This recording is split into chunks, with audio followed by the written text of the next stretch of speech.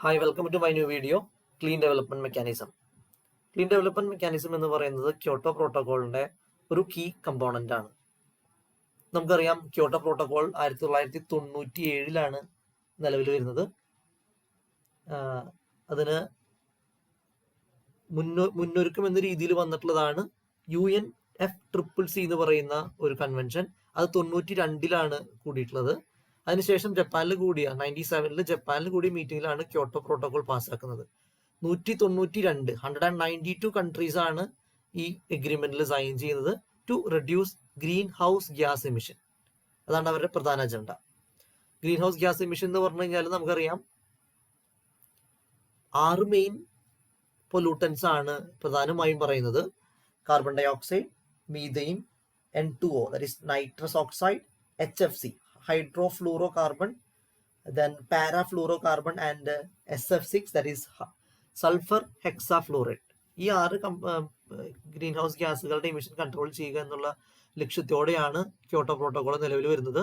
അതിന്റെ principal model എന്ന് പറയുന്നത് കോമൺ ബട്ട് ഡിഫറൻഷിയേറ്റഡ് റെസ്പോൺസിബിലിറ്റീസ് എന്നുള്ളതാണ്. അതായത് ഡെവലപ്ഡ് കൺട്രീസ് ഏകദേശം 150 ഇയേഴ്സ് ആയിട്ട് ഇൻഡസ്ട്രിയലൈസ്ഡ് കൺട്രീസ് ആണ്. അപ്പൊ അവർക്ക് വരുന്ന കാർബൺ എമിഷൻ എന്ന് പറയുന്നത് വലിയൊരു എമൗണ്ട് ആണ്, ഹ്യൂജ് എമൗണ്ട് ആണ് compared to developing countries. So it is the responsibility of the developed countries to reduce their emission in a gradual manner. That is the main agenda of this Kyoto Protocol. Kyoto mechanism ആയിട്ട് നമ്മൾ define ചെയ്യുമ്പോൾ അത് 3 പ്രധാന key components ആണ് നമുക്ക് അതിനെ define ചെയ്യേണ്ടത്. National mechanism, project based mechanisms and emission trading or carbon trading. So project based എന്ന് പറയുന്നതിലാണ് നമുക്ക് ക്ലീൻ ഡെവലപ്മെന്റ് മെക്കാനിസം പറയേണ്ടതും അതുപോലെ തന്നെ ജോയിന്റ് ഇംപ്ലിമെന്റേഷൻ പറയേണ്ടതും. നാഷണൽ മെക്കാനിസം എന്ന് പറയുന്നത് നാഷണൽ ലെവലിൽ plantation, reforestation, reduce industrialization, like that, അതൊക്കെയാണ് മെയിൻ ആയിട്ട് നാഷണൽ മെക്കാനിസം എന്ന് പറഞ്ഞാൽ നമുക്ക് കൊണ്ടുവരാൻ പറ്റുക എമിഷൻ കുറയ്ക്കാനായിട്ട്. അതുപോലെ തന്നെ പ്രൊജക്ട് ബേസ്ഡ് മെക്കാനിസം പറയുകയാണെങ്കിൽ നമ്മൾ പറഞ്ഞു, നമുക്കത് ഡിസ്കസ് ചെയ്യാം. അതിന് മുൻപ് എമിഷൻ ട്രേഡിംഗ് എന്താണെന്ന് കൂടി പറയാം. എമിഷൻ ട്രേഡിംഗ് എന്ന് പറഞ്ഞ ഒരു കാർബൺ ട്രേഡിംഗ് മെത്തേഡാണ്. ഒരു ടാർജറ്റ്, ഫോർ എക്സാമ്പിൾ എല്ലാ കൺട്രീസിനും ഒരു ടാർജറ്റ് ഫിക്സ് ചെയ്തിരിക്കുകയാണ്. ആ ടാർജറ്റ് എമിഷന് പുറമെ മേലേക്ക് എമിഷൻ വന്നു കഴിഞ്ഞാൽ എമിഷൻ കുറവുള്ള കൺട്രീസിൽ നിന്നും അത് പർച്ചേസ് ചെയ്യണം.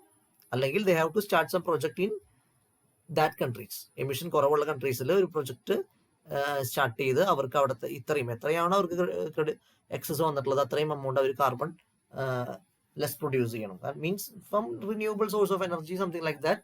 ദേ have to produce some energy without any carbon emission. അതാണ് കാർബൺ ട്രേഡിംഗ് എന്നുകൊണ്ട് ഉദ്ദേശിക്കുന്നത്. നമുക്കിനി CDM-ലേക്ക് കിടക്കാം. ക്ലീൻ ഡെവലപ്മെന്റ് മെക്കാനിസം അല്ലെങ്കിൽ CDM എന്ന് പറയുന്നത് ആർട്ടിക്കിൾ 12 ആണ്. ക്യോട്ടോ പ്രോട്ടോകോളിന്റെ ആർട്ടിക്കിൾ 12 ആണ് CDM ഡിഫൈൻ ചെയ്യുന്നത്.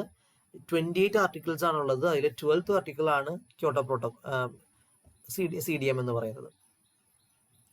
അപ്പൊ നമുക്ക് ക്യോട്ടോ പ്രോട്ടോകോൾ പറയുമ്പോൾ അതിന്റെ മെയിൻ പ്രിൻസിപ്പിൾ എന്ന് പറയുന്നത് എമിഷൻ റിഡക്ഷൻ ആൻഡ് പ്രൊട്ടക്ഷൻ എന്ന് പറയുന്ന ഒരു ടേമാണ്. എമിഷൻ റിഡക്ഷൻ ആൻഡ് പ്രൊട്ടക്ഷൻ നമുക്കറിയാം 2 തരത്തിലാണ് നമ്മൾ ഇതിന് തരംതിരിക്കുന്നത്: developing countries and developed countries. Developed countries annexure 1 എന്ന് പറയുകയാണെങ്കിൽ നോൺ അനക്സർ 1 എന്ന് പറഞ്ഞ കമ്പനീസിനെയാണ് നമ്മൾ ഡെവലപ്പിംഗ് കൺട്രീസ് എന്ന് ഉൾപ്പെടുത്തിയിട്ടുള്ളത്. സോ ഇപ്പോൾ നമ്മൾ പറഞ്ഞു കാർബൺ എമിഷൻ ഒരു AAU, അതായത് അസൈൻഡ് എമൗണ്ട് ഓഫ് യൂണിറ്റ്സ് എന്ന് പറയുന്ന ഒരു യൂണിറ്റ്സിലാണ് നമ്മൾ ഡിസ്ക്രൈബ് ചെയ്യുന്നത്. അപ്പോൾ കാനഡ ഒരു എക്സാമ്പിൾ പറയുകയാണെങ്കിൽ കാനഡ എന്ന് പറയുന്ന കൺട്രിയിൽ ഡെവലപ്പ് ചെയ്യുന്ന AAU 125 AAU ആണ് എന്നിരിക്കെ ഇന്ത്യയിൽ ഒരു 60 or 70 ആണെന്നുണ്ടെങ്കിൽ, ദർ ടാർജറ്റ് ഈസ് 100 ആണെങ്കിൽ, India is been lowered by 40 units and Canada is been exceeded by 25 units. So ഇത്രയും ഈ ഗെയിൻ 25 യൂണിറ്റ്സിന് ഗെയിൻ കാനഡയ്ക്ക് വേണമെങ്കിൽ ഇന്ത്യയുടെ കയ്യിൽ നിന്ന് വാങ്ങാം. So there is a specific rules and regulations for doing such things. അപ്പൊ ഇത് നിർണയിക്കുന്ന authority, that is called CDM-EB, that is executive board committee of clean development mechanism. അവരാണ് ഡിസൈഡ് ചെയ്യുന്നത് എത്രയാണ് ഇന്ത്യയുടെ ലിമിറ്റ്, എത്ര ഇന്ത്യയുടെ കയ്യിലുണ്ട്, എത്ര കാനഡയ്ക്ക് ഇനി എക്സീഡ് ചെയ്യണം, അത് എക്സീഡ് ചെയ്തിട്ടുണ്ട്, ആ എക്സീഡ് ചെയ്ത് എത്രത്തോളം ഇന്ത്യയിൽ എങ്ങനെ പ്രൊജക്ട് സ്റ്റാർട്ട് ചെയ്യണം, ഈ പ്രൊജക്റ്റുകളിലുള്ള അനുവാദം കൊടുക്കുന്നത്, പ്രൊജക്ട് പെർമിറ്റ് ചെയ്യുന്നത് എല്ലാം ഈ എക്സിക്യൂട്ടീവ് കമ്മിറ്റിയാണ് അല്ലെങ്കിൽ ബോർഡാണ്. That is clean development mechanism executive board. അവരാണ് ഈ ക്രെഡിറ്റ്സ് കാൽക്കുലേറ്റ് ചെയ്ത് അതിന് കൃത്യമായിട്ട് ബദലായിട്ടൊരു പ്രൊജക്ട് സ്റ്റാർട്ട് ചെയ്യാനായിട്ടുള്ള പെർമിഷൻ കൊടുക്കുന്നത്. ഈ പ്രൊജക്ട് എന്ന് പറയുമ്പോൾ നമുക്ക് നമ്മൾ മനസ്സിലാക്കേണ്ടത്, പ്രൊജക്ട് എന്ന് പറയുമ്പോൾ നമ്മൾ മനസ്സിലാക്കേണ്ടത് that using some other technique to produce energy from renewable sources. അതാണ് ടെക്നിക് എന്നുകൊണ്ട് ഉദ്ദേശിക്കുന്നത്. By doing so, based on the project, credits are given to Canada by this authority. Then they can balance the emission reduction and production.